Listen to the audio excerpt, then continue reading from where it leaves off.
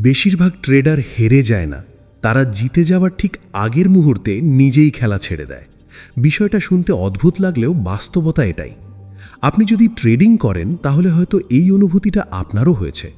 অনেক দিন ধরে চেষ্টা করছেন, কিছুটা শিখেছেন, একটু একটু করে উন্নতি হচ্ছে, ঠিক তখনই মনে হলো আর পারছি না, ছেড়ে দিই। এই মুহূর্তটাই সবচেয়ে বিপজ্জনক। ট্রেডিংয়ে শুরুতে সবাই খুব আশায় ভরে ঢোকে, মনে হয় দ্রুত টাকা হবে, স্বাধীনতা আসবে, জীবনে বড় পরিবর্তন হবে। কিন্তু বাস্তবে ট্রেডিং প্রথমে দেয় ধাক্কা, লস, কনফিউশন আর নিজের উপর সন্দেহ। এই পর্যায়টাকে বলা যায় লার্নিং পেইন ফেজ। এখানেই বেশিরভাগ মানুষ ভেঙে পড়ে। মানুষের মস্তিষ্ক স্বল্পমেয়াদী কষ্ট এড়াতে চায়। আপনি যখন বারবার লস খান তখন আপনার ব্রেন এটাকে বিপদের সংকেত হিসেবে দেখে। তখন যুক্তি কাজ করে না, ইমোশন কাজ করে।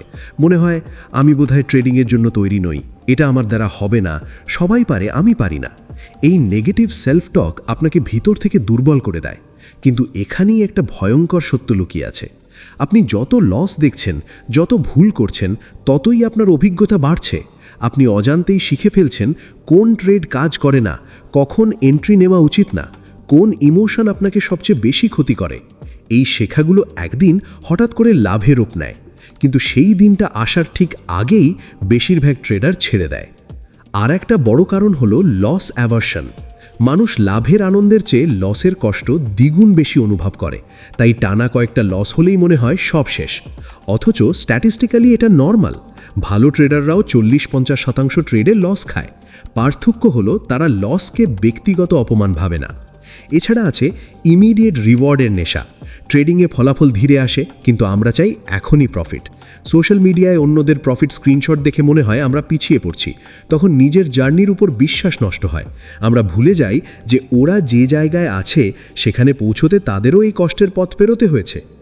আরেকটা গুরুত্বপূর্ণ বিষয় হলো ব্রেক থ্রু আসার আগে সাধারণত ট্রেডিং সবচেয়ে কঠিন লাগে, কারণ তখন আপনি অজানা থেকে আংশিক জানা অবস্থায় আসেন। এই পর্যায়ে আপনি বুঝতে পারেন ট্রেডিং কতটা কঠিন। এই রিয়েলাইজেশনটাই অনেককে ভয় পাইয়ে দেয়। কিন্তু যারা এই ফেজটা সহ্য করে যায় তারাই পরের ধাপে যায়, কনসিস্টেন্সির দিকে। অনেকে ভাবে জেতার মানে হলো বড় প্রফিট, কিন্তু আসলে জেতার মানে হলো ডিসিপ্লিন ধরে রাখা, নিয়ম মেনে ট্রেড নেওয়া, লসকে মেনে নেওয়া। যখন আপনি এটা শিখে ফেলেন তখন প্রফিট নিজে থেকেই আসতে শুরু করে। কিন্তু এই মানসিক পরিপক্কতা তৈরি হতে সময় লাগে। সবচেয়ে দুঃখের বিষয় হলো ট্রেডিং ছেড়ে দেওয়ার পর অনেকে বলে আর একটু চেষ্টা করলে হয়তো হয়ে যেত।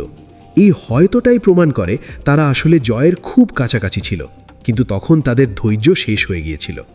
ট্রেডিংয়ে যারা টিকে যায় তারা আলাদা কিছু করে না, তারা শুধু একটাই কাজ করে, কঠিন সময়ে সিদ্ধান্ত নেওয়া বন্ধ করে দেয়। তারা লসের সময় নতুন কিছু শুরু করে না, সব কিছু বদলে ফেলে না, শুধু প্রসেসে থাকে। এই থাকাটাই একদিন তাদের জিতিয়ে দেয়। আপনি যদি এখন মনে করেন ছেড়ে দেবেন, তাহলে একবার ভাবুন, হয়তো এটাই সেই মুহূর্ত যেটার পর সব বদলাতে পারত। ট্রেডিংয়ে জয় হঠাৎ আসে না, কিন্তু যারা ঠিক জয়ের আগের এই কষ্টটা সহ্য করতে পারে, জয়টা শেষ পর্যন্ত তাদের কাছেই আসে।